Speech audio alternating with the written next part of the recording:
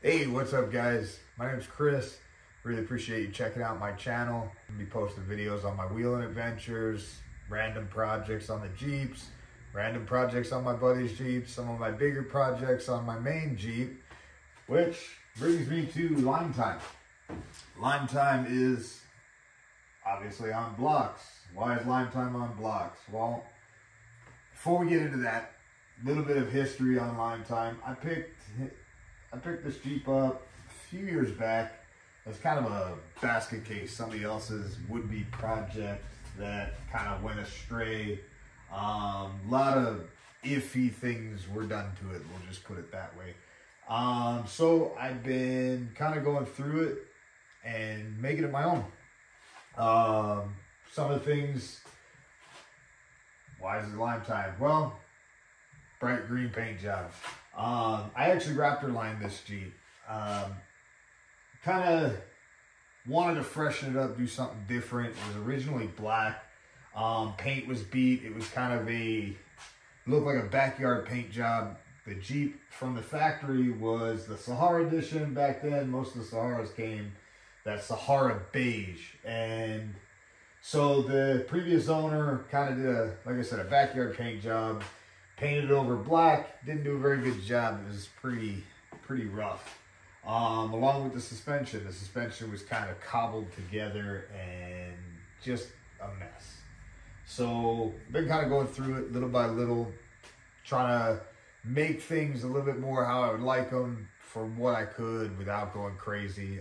So just trying to fix up the suspension. It was on a 4-inch lift, no track bars, no sway bars. Articulated pretty well. I did boomerang shackles. It was pretty good. I had it on 33s. For a long time I kept with the stock axle, so it had the rear Dana 35 that everybody loves so much, and the front Dana 30. To each their own. I threw money at it, and I did the Super Dana 35 rear. So upgraded the spline count. Larger axle shafts, so what is that? I think it was a 30 spline axle shafts, chromolyes. I don't remember the company. I believe it was 10 factory. Detroit locker in the rear. Front ended up doing the same thing, chromoly axles. Believe it's also 30 spline upgraded, so we had a Detroit up front as well. But as you can see now, that's all gone. The other things originally came with the 4.2. So the 4.2, getting kind of tired when I got it. The guy rode it around on 33s, stock gearing, and just beat the tar out of it. So that 4.2 was kind of tired when I got it. So one of the big things that I did was I did a Chevy 350 swap. So as I said, Chevy 350, ended up doing a 78 Corvette Block, Dart Iron Eagle heads, Edelbrock Pro Flow 4 system, so it is fuel injected with the multi-port. It's cammed with a Comp Cams Extreme 4x4. I don't remember the specs on it off the top of my head. Nothing too crazy. It does have flat top pistons, so it bumped the compression. That coupled with the Iron Eagle heads puts it in the neighborhood of 10 to 1. It really moves this Jeep, this little Jeep. It's a lot of power for it, and it's fun for sure. Another reason it was kind of let those little axles go. I also ended up doing the PSC steering. So it's got the big bore box, and it has their pump and remote reservoir.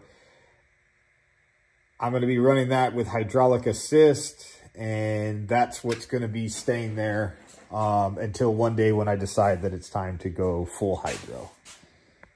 With all that said, why is Lime Time on blocks? Well, I've had my fun.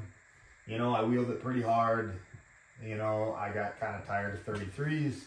Got kind of tired of little axles and being worried about if that 350 is gonna, you know, one day grenade or in gear. So I made the decision that it's time 1 ton and 40s. So going 1 tons front and rear. Obviously, I'm gonna do Super Duty axles. off a F-250 diesel that I scrapped. So ended up kind of lucking out there. Ended up having the axles already, so I've been kind of prepping those. So future videos kind of going to show a lot of progress on the setup there. I'm going to be doing 4-link rear, probably 3-link front. Haven't really made the final decision on that. I kind of don't think I'm going to be able to fit a 4-link in the front. I'm going to do, if I'm going to try it, I'm going to shoot for upward triangulation, see if it'll work. I really don't think it is, so my ultimate plan is most likely going to go 3-link in the front.